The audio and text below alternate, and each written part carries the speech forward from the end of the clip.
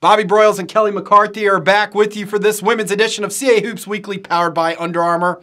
Top story coming out of last weekend, Kelly, is the Duke's winning streak coming to an end at the hands of the defending CAA champions, which leaves us now with a two-way tie at the top of the league standings at the moment. That's right. Elon posted one, if not the biggest wins of the CAA season. Not only did the Phoenix snap JMU's 11-game winning streak, but it was the Duke's first league loss. On top of that, Drexel pushed its winning streak to 8 games, so they became tied for first with a 10-1 league record.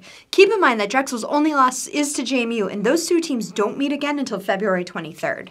Also, some good news for Elon is that they've jumped into third in the CAA standings. So has Northeastern, as the Huskies posted 2 home wins, including a victory over Delaware, which gave them the sweep and allowed them to leapfrog the Hens into third. Some huge matchups between these 4 teams on Friday night begin in Harrisonburg as the JMU Dukes look to get back on track as they welcome Northeastern on CAA.TV. Definitely a big matchup. Northeastern has won 4 of its last 5 entering this one, with the only loss in there to Drexel. As for JMU, as history shows, you don't necessarily want to be the next team up after a loss, especially if it's their first in 11 games. But Friday night is actually a rematch of a New Year's Eve affair in which the Dukes pulled out a 60-57 win.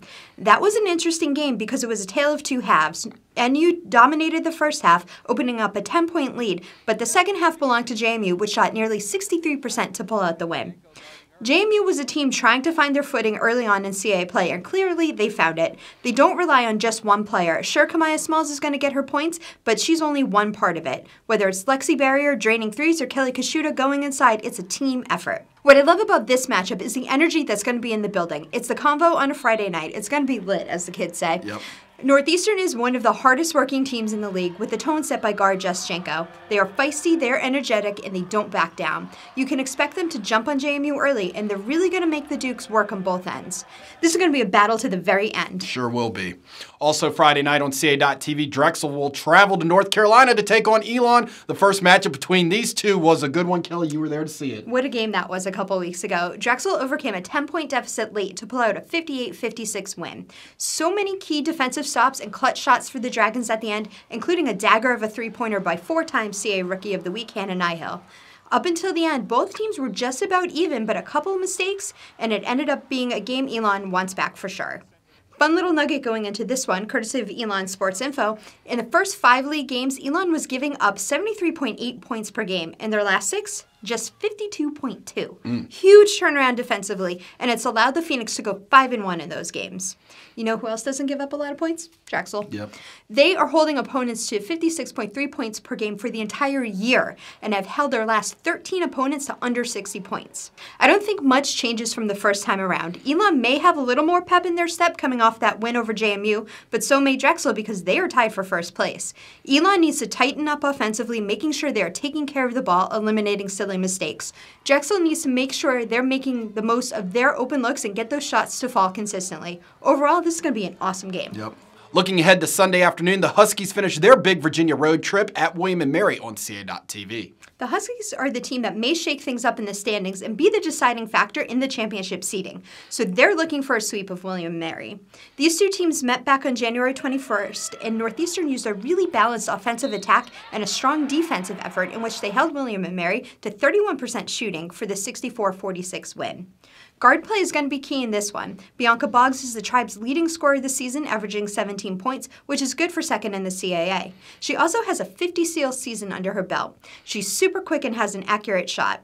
Jenna Green also runs a point so well for the Tribe. She's in the top 25 in the country in assists, and she's been scoring, hitting double digits in her last few games. They'll be going up against Juszczenko, who is averaging 15 points per game, is right behind Green in assists, and is among the NCAA leaders in minutes played, as well as Claudia Ortiz, who is a feisty, energetic player and can be a total game changer. And we wrap up at 2 o'clock Sunday in Newark as Delaware hosts Hofstra. Important game for both squads as they look to place themselves in the top 6 to avoid playing in the first round of the upcoming conference tournament. That's right. These two teams are right in the middle of the pack. Delaware hit a bit of a tough stretch with 2 games almost back-to-back with Northeastern and a rematch with Elon. They didn't get the W's they were looking for, but no reason to panic. There are 2 players that have really stood out to me over the last few games, and they have been forward Simone DeFries and guard Bailey Cargo.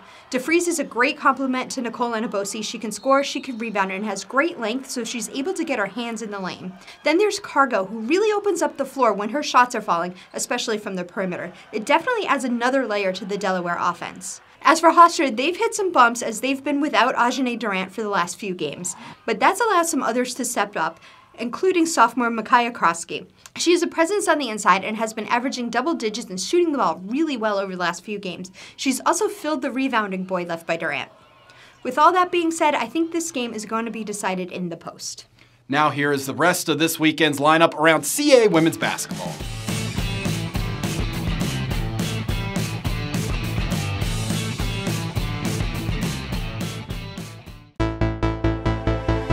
This is it. This is the time of year when everything is on the line. There's no, we'll get them next time. It's win or go home.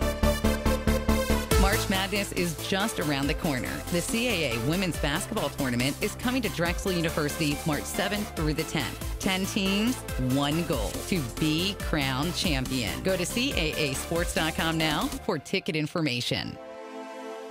CAAsports.com will have all the information you need regarding links to live stats, video, and audio coverage. Also, fans, you can watch all of the CAA.TV action on several devices such as Roku, Amazon Fire, Apple TV, and Android TV by downloading that CAA.TV app that is available now. You can continue to follow the league on Facebook and Instagram by searching CAA Sports, and we're also on Twitter at CAA Basketball using that hashtag CAA Hoops. The CAA on-campus crew was in Williamsburg this past week. You can check out the recent CAA Hoops featured on Bianca Boggs on CAAsports.com and our social media pages. We also did a little Law & Order Tribe Style on the men's side, so be sure to check that out. The crew will conclude their 2018 on-campus series in Wilmington. Stay tuned to our social media pages for behind-the-scenes looks from the trip. And next Thursday on CAAsports.com, we'll have an In Focus feature on the UNCW Seahawks. That is it from us today. Enjoy the games, everyone.